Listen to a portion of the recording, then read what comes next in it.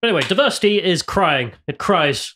As, no, not that reference. Diversity, the concept, or diversity, the reified individuals? Both of them. Both of them are absolutely taking a beating. Because, of course, the news broke that affirmative action in the United States has been declared unconstitutional because that's racist.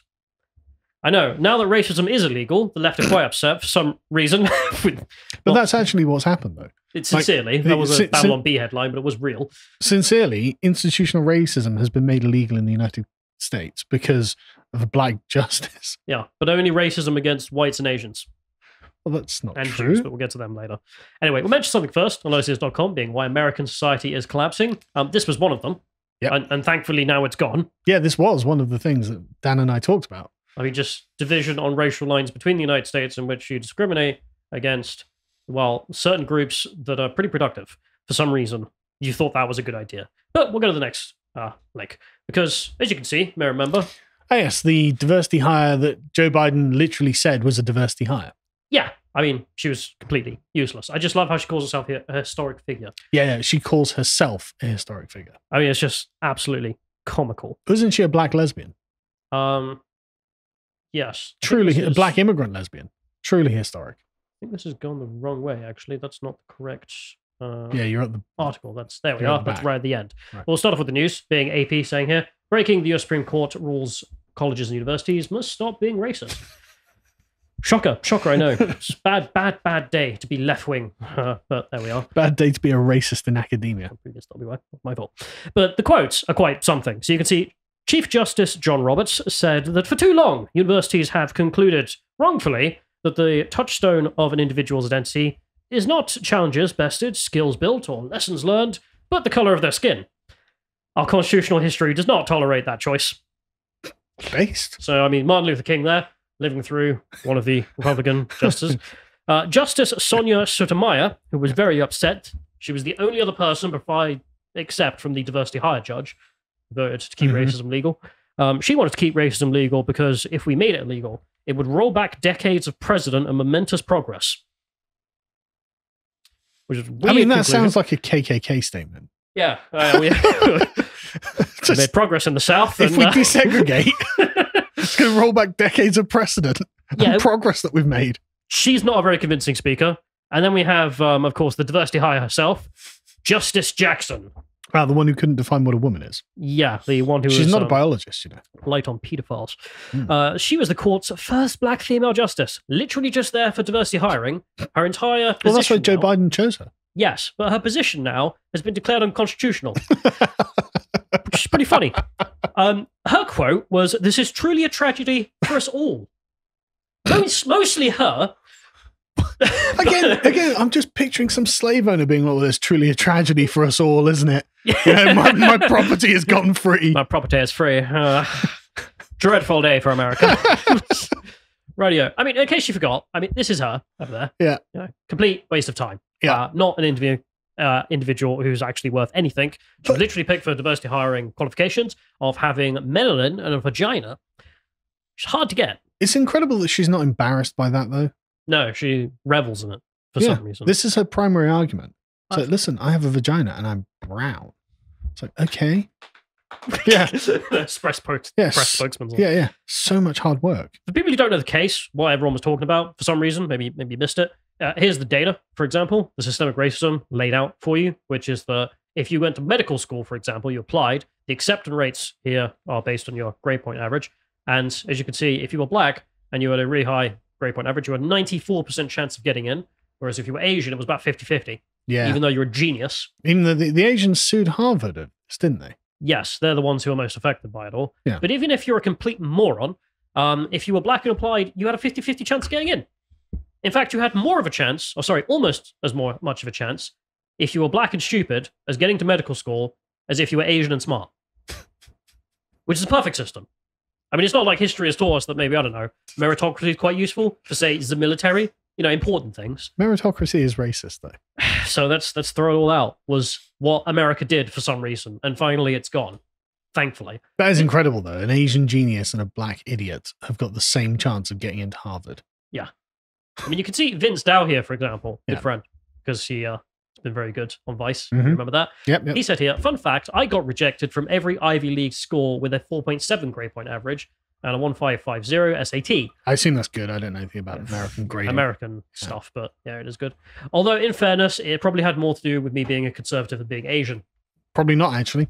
No, turns out. Yeah. You just got screwed. Whereas this retard he was on Vice with got accepted, Yes, I remember this. who just wrote Black Lives Matter 500 times and Yeah. then got accepted to Harvard. Yeah. Whereas Vince Dow was rejected.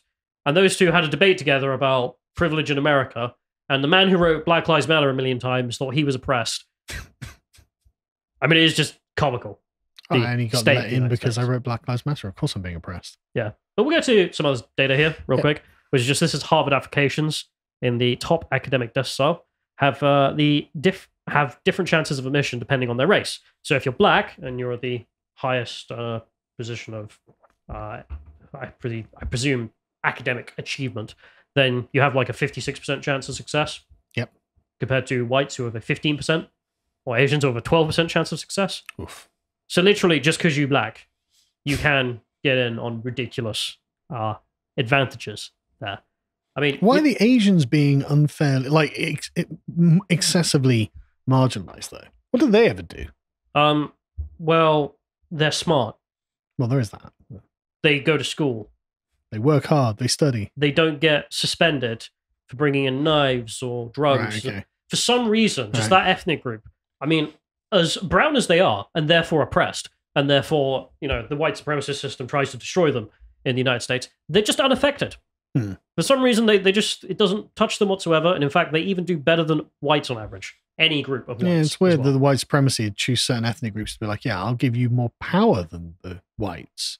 It's almost like this theory is bollocks. Yeah, it is. And therefore, this case should have been thrown down on an ideological level, regardless. You can see here, we have Elizabeth Warren, Miss Pocahontas herself, being salty about the whole thing. An extremist Supreme Court has once again reversed the decisions of decades of settled law, rolled back the march towards racial justice, and narrowed educational opportunity for all.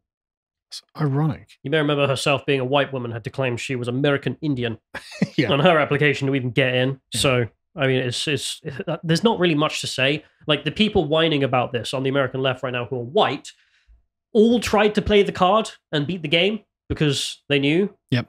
it's bad to be white. I mean, they're literally privileging other races. Elizabeth Warren doing it right here. I mean, Gavin Newsom tried to throw a hissy fit about this, in which he was like, how dare they do this? They want to whitewash our history. What are you talking about? This is talking about the future. He's just, I don't know, schizoid posting at this They point. want to anything he bring does. back the America of book bans and segregated campuses. I'm not. Literally the opposite. I'm just done with it. I'm done Do you with not it. remember This- black-only dorms? I do. I remember how the American right were calling for Do you that? not remember the universities that were doing racial retreats where they go on the Yeah. black one and be like, oh, you're great because you're black. And then the white ones would be taken to the white one and be like, you're bad because you're white. And it's just like, Just the endless clips we have from American campuses. yeah, it's just, Of people turning up and being like, this is a black-only space. but it's like, you want to do exactly what we're doing. It's like, no, actually the opposite. It didn't make any sense. Nuance Bro pointing out here that they actually had a vote in California twice about affirmative action on the state level. Yeah, because they were trying to take it, they were trying to repeal the legislation that prevented you from being racially discriminated against. And both times the Californian population at large went, no, racism bad. But only by 54 to 45%, Yeah. which Not tells very you a lot about California. But anyway, here's the full opinion. Here's the document. And oh boy, is it's long. There's a lot of writing. Of So course it's not. what I thought I'd do is I'll just read out the best bits because there are some best bits. And this is the real story for me because, of course, you can sit and talk about that stuff. Yeah. We will in a minute. But the actual meat of the substance, real quick, they argue, the bits I'm not going to read out real quick, is just that main point is that obviously racial discrimination is illegal. Mhm.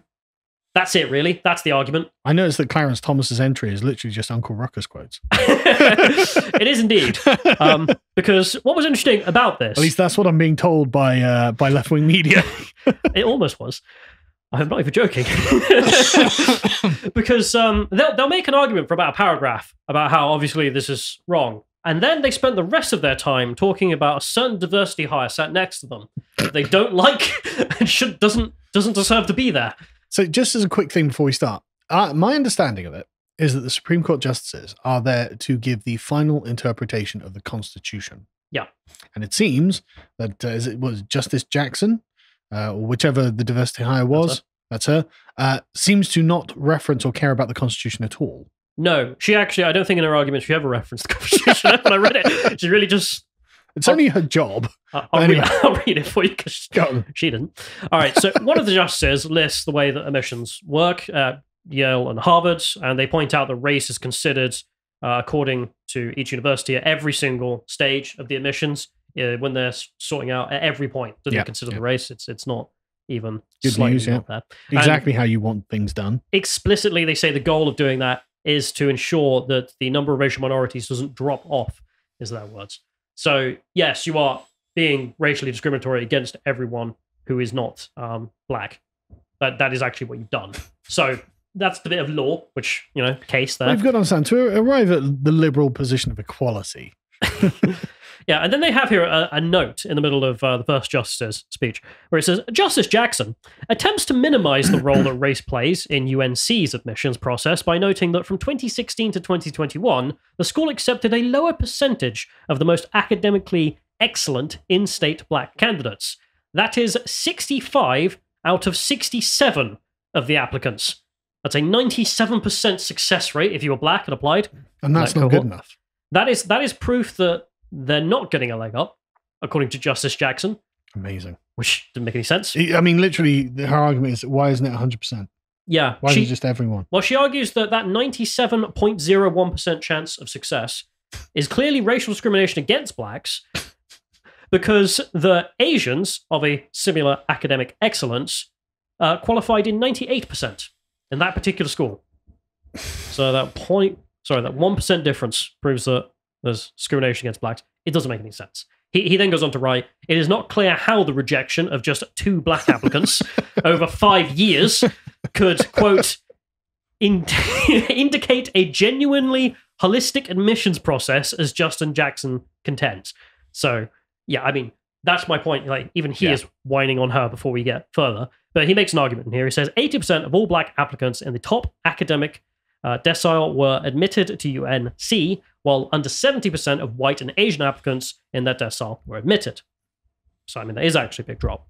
In the second highest academic decile, the disparity is even starker, with 83% of black applicants succeeding, whereas 58% of white applicants succeeded, and only 47% of Asians were admitted. And in the third highest decile, yet again, blacks have a 77% chance of success. Even though we're getting to the bottom of the barrel here, 48% of whites in that decile have any chance of success, 34% of Asians. Have you included Thomas Sowell's commentary on this sort of stuff? I've added him at the end. Right, I won't spoil it then. Oh, you go ahead. Well, it's just Thomas Sowell makes the point. It's like, look, this isn't actually helping the blacks because that's just really increased their dropout rate. It does. Massively. If you take some really unacademic black people and force them into Harvard, just because you've done that doesn't mean they're going to graduate. Yeah, now they've got 4 years or however long of not wanting to be there. And now we don't have the doctors we need because instead you rejected those Asian guys and they're now working at 7-Eleven. And the white guys. Great. But yeah, the Asians just happen to be most affected in this case. Yeah. So respondents also suggest that race is not a negative factor because it does not impact many admission decisions, writes the justice. Yet at the same time, the respondents who say that race doesn't impact their admissions maintain that their demographics of their admitted classes would meaningfully change if they stopped doing it. So it doesn't matter, but if you choose us to be blind... It's just which button am I going to press? Yeah, I love that. So the universities in question were sitting there with their big fancy lawyers, and their lawyers were sincerely arguing that we don't take race into account, but if we had to do that legally, we would have no more black students. Listen, you liars. I'm sick of being lied to. It was such an obvious lie. Yeah. Because they made it in the same sentence, and the justices are sat there like... Honestly, it's like my children lying to me, where they're just so caught in such an obvious lie. You just look at them. So and they know, and you know, and they know you know. So he just responds, how else but negative can race be described if in its absence, members of some racial groups would be admitted in greater numbers? The universities didn't have an answer to that. Well, what were they going to say? What do you do? Yeah, we have been totally caught here, actually. They have a note at the end of his speech there as well, where they just say, Justice Jackson contends that race does not play a determinative role in applicants at UNC, after all of that evidence. But even the principal dissent acknowledges that race and race alone explains the admission differences. So again, just a little note in the middle of his argument was just like, Justice Jackson is also a moron. Moving on. No, Justice Jackson is lying. That's what this is. They end off with his segment. For some reason, they just put in a note on every page at the end of the Justice's arguments. Note, Justice Jackson took no part in the consideration or decision of this case. They probably want us to know this just so they don't look. Just we didn't listen. Well, it's not that. We're sidelining the diversity high. That doesn't mean she didn't turn up to vote. She did, and she voted for racial discrimination in favor of her to be legal, of course. She didn't turn up to discuss with any of the others. She didn't even turn up to discuss the points. She didn't even seemingly turn up to listen to the evidence. Why would she? She's made her mind up already. I'll skip it for now, just because I was going to put it at the end, but I'll say it now. Her argument is just ideology. There's nothing in there worth reading. Yeah, I could have made it up, and I'm sure you could have written it as a joke. It's going to be like a first-year university lecture on social justice and racial dynamics and institutional oppression and all that sort of nonsense. In fact, I'll list it right now because it really is that simple. Of course. She says slavery happened. All right. And then Jim Crow happened. Yeah. And in the modern day, there are still differences in income between blacks and whites on average. Great point. Therefore, slavery lives on. Checkmate. I mean, it is actual, like a child has come to you. But there you are. She was a diversity hire, so. Yeah. Now let's move to someone who's got a bit more to say. Justice Thomas, a black man. The only black man in America with a white nationalist fan base. Now he wrote that paragraph. I'm not even joking there either. As I mentioned, of why this is obviously illegal. And then he did not bother for the next several pages. Instead, he spent the next several pages writing that Justice Jackson doesn't belong here. She should get lost. And for some reason... Love it. Literally, here's a paragraph explaining the constitutional fact of it. Obviously, it's wrong. Blur. Moving on. Let me talk about my colleague. Yeah, I hate Justice Jackson. I'm not joking. So, I don't know why no one's picked up on it. Presumably people haven't gone through it. But I'm going to read it for you. So he says, racialism simply cannot be undone by different or more racialism. Instead, the solution announced in the second founding is incorporated in our Constitution. That we're all equal and should be treated equally before the law without regard to our race. Average Nazi. Right, that's it. That's all he wrote about the case. That is literally, he couldn't be bothered to do any more. But the thing is that is the answer to the entire question. Yeah. Like, it literally doesn't need to be more complicated than that. Should we be racially discriminatory? No, because it's illegal according to the Constitution. That's all he wrote. Case closed. I've still got like loads of space left though. You've got to fill out your argument, mate. So he fills out his speech with the following. I'm just going to read it because it's great. Justice Jackson has a different view.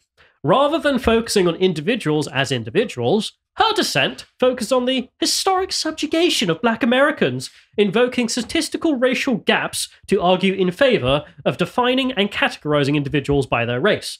As she sees things, we are all inextricably trapped in a fundamentally racist society, with the original sin of slavery and in the historical subjugation of black Americans still determining our lives today. I love that this is two black people arguing on the Supreme Court. About blacks are oppressed. Yeah, exactly. They can't get anywhere in life because Whitey's holding them down.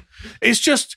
And we'll never have a black president because of this. Exactly. And Thomas is just sat there like, this is just... Yeah. He writes, the panacea, Justice Jackson says, is to unquestionably accede to the view of elite experts and reallocate society's riches by racial means. With the passage of the 14th Amendment, the people of our nation proclaimed that the law may not sort citizens by race. In this principle, it is that the framers of the 14th Amendment adopted in the wake of the Civil War to fulfill the promise of equality under the law. Yet, Justice Jackson would replace the second founder's vision with an organizing principle based on race. In fact, in her view, almost all of life outcomes may be unhesitatingly ascribed to race. This is so... Hang on. So there's a quick thing here. In her case, it probably is that all of the outcomes she achieved have been ascribed to her race. And so she's like, well, this is how things work. I got this because I'm black. If I don't have affirmative action, literally, what will I do? Exactly. I wouldn't have been given all of the things I've been given. So. Sniffing glue in your own time, wouldn't you? I guess. This is so, she writes, because of statistical disparities among racial groups. Even if some whites have lower household net worth than some blacks, what matters to Justice Jackson is that the average of the white household is higher than the average of the black household. Worse still, Justice Jackson, I mean, he name drops her about 50 times for no reason. I love the way it's got this kind of venom in it as well. Justice Jackson believes. Uses her broad observations about statistical relationships between race and select measures of health, wealth, and well-being to label all blacks as victims. Nor do Justice Jackson's statistics regarding the correlation between levels of health, wealth, and well-being between selected racial groups prove anything. Of course, none of those statistics are capable of drawing direct, casual links between race rather than socioeconomic status or any other factor and individual outcomes. It's so funny. It's like, this doesn't prove anything. So Justice Jackson supplements the links herself. The legacy of slavery and the nature of inherited wealth. This, she claims, locks blacks into seemingly perpetually inferior castes. Such a view is irrational. It is also an insult to individual achievement and cancerous to young minds seeking to push through barriers rather than consign themselves to a permanent victimhood. Literally, first black man on the Supreme Court has to chew out the first black woman on the Supreme Court. I mean, I'm here for all of this. I don't want to give my money to the ghetto people over there. Anyway, so go on. Accordingly, Justice Jackson's race-infused worldview falls flat at each step. Individuals are the sum of their unique experiences, challenges, and accomplishments. What matters is not the barriers they face, but how they choose to confront them. I love that statement, though. It's just like, you may come into a racist, but it's how you deal with it. Which is, in fact, poor choice of words, perhaps.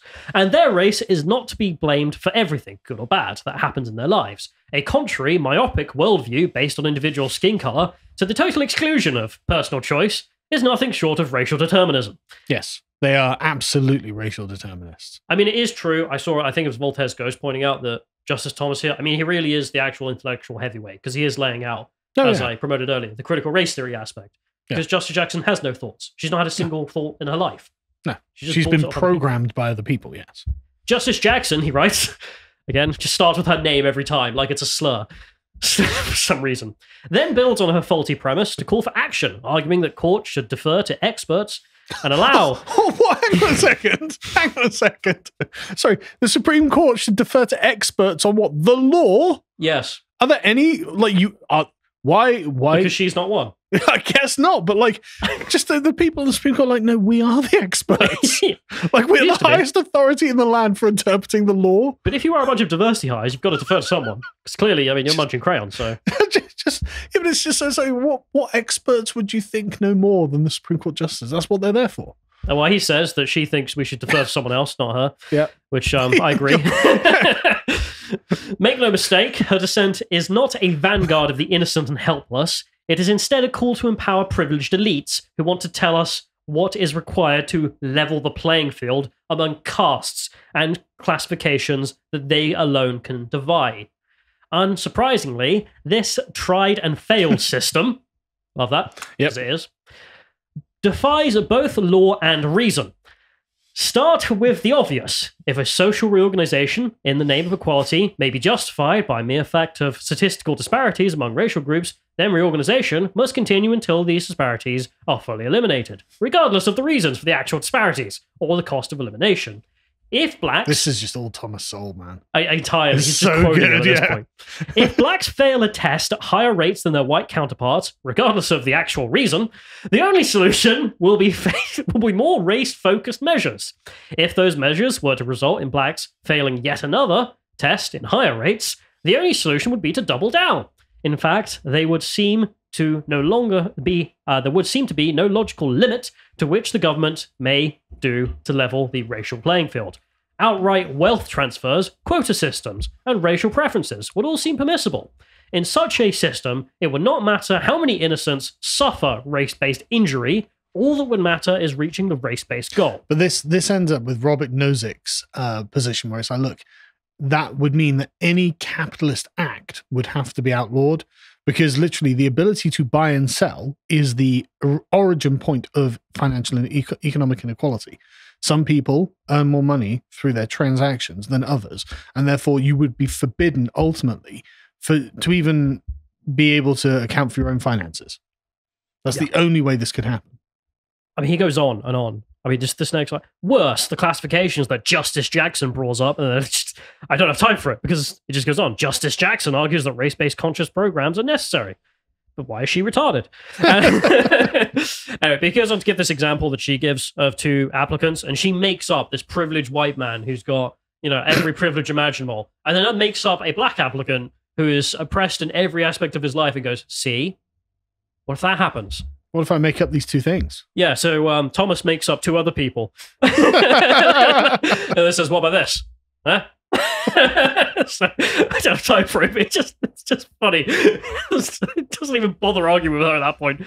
We'll end this off where he says, indeed, Justice Jackson seems to have no response, no explanation at all to the made-up people I just made up. Sorry, instead he says, for the people who would burden what she's proposing. How, for example, would Justice Jackson, again, he just keeps bringing up a name. I can't get over how often he does that. Explain the need for race-based preferences. I love the fact they're capitalized. Yeah. Justice Jackson has no answer. So how would she explain the need for race-based preferences to a Chinese student who has worked hard his whole life only to be denied college admission on the basis of his skin? If such a burden would seem difficult to impose on a bright-eyed young person, that's because it should be. Again, if what you're doing makes you feel like you're the bad guy in the movie, probably are. Yeah, that's excellent. And then there's a block of text from Justice Jackson, as I mentioned, which is completely worthless, not worth your time. You can go and read it in your own time if you want to. I'm saying don't bother. It's as badly written as Mein Kampf is, because she literally just sits there and goes, slavery? So Asians bad. Do we have any reference to the Constitution whatsoever? No, it's completely pointless. And in fact, imagine reading anything ever from her. Yeah, I saw that. Like, where's Clarence Thomas? Words spoken by each justice in their first 8 arguments. Clarence Thomas, 96. Her 11,003. It's literally the left-wing meme block of text. Yeah. Like, it's just, I'm not reading all that. It's badly written. None of it makes sense. You make up things in your argument. No. I mean, there's 96, though. The other point of men versus women there. Sure, but not like mastering rhetoric there. Clarence Thomas, I'm just going to cut right to the heart from it. This is wrong because it's racial discrimination. Goodbye. I've never read his first statement, but now I will because it's only 96 words. I'm never going to read the other ones because why would you? Anyway, there are also a fair few memes about all of this. Yeah. As you've mentioned. He has quite a fan base out there. I know, he really does. And there are some claims about Thomas himself, which should be mentioned. Yeah. Slate wrote this article talking about how his whole life did he? Has been one of affirmative action. Right. And therefore, and this is the rhetoric in left-wing circles. But what I love about this is clearly the one person that they've let in who didn't need affirmative action.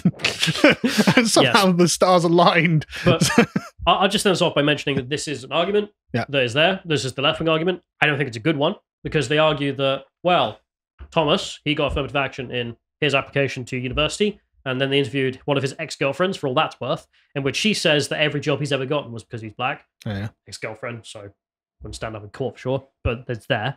And the thing is, it's not a good argument even if you accept that it's all true. Because, well, have you considered how old that man is? Yeah. Might have been the case when he was applying for that university place 6 years after the Civil Rights Act came into being. You know, it might have been in his lifetime. He might have experienced, I don't know, some discrimination, direct from the state, Jim Crow, maybe, etc. Society itself. Whereas, you know, if you're going to university now, you would have been born in 2004. So maybe you should be okay. Maybe you didn't suffer Jim Crow. So maybe we should get rid of the racial discrimination in favor of you. I mean, I'm sorry, but it's not even worth thinking about. I just, they can't even make an argument that's successful on any grounds. I have been waiting for this to be overturned since I found out about it when I was like 13. And I brought this up to my history teacher at the time. And I said, well, obviously that's racial discrimination against whites. And he said no. And then couldn't explain why. But, okay, so with this, they're like, oh, well, you're an affirmative action hire. Okay, well, he won't happen again then. You should be happy. And if anyone deserved it, it might have been someone who lived through Jim Crow. But also, he seems to be intelligent. Yeah, but but even if you were going to argue, it would be like, those Japanese people we put in the camps, maybe they deserve reparations. But Tariq O'Sheel over here, who has just robbed the local Nike store and was born in 2004, maybe he doesn't for slavery. I mean, it's just ridiculous. But I've been waiting for this all my life that I can remember. And I'm glad it's happened. I'm glad I'm around. Oh, yeah, it's brilliant. And I should have had, I forgot actually, someone sent us some little tiles, and one of them was of Thomas Sowell. I'm glad he got to live to see it as well. Yeah, me too. Absolutely glorious. If you appreciated that segment from the podcast The Lotus Eaters, you can go to lotuseaters.com to get access to all the premium content that's on the site, such as the behind the scenes and building the new studio. If you'd like to see what else is being put out, you can follow on Getter at lotuseaters_com on Getter. Thank you and goodbye.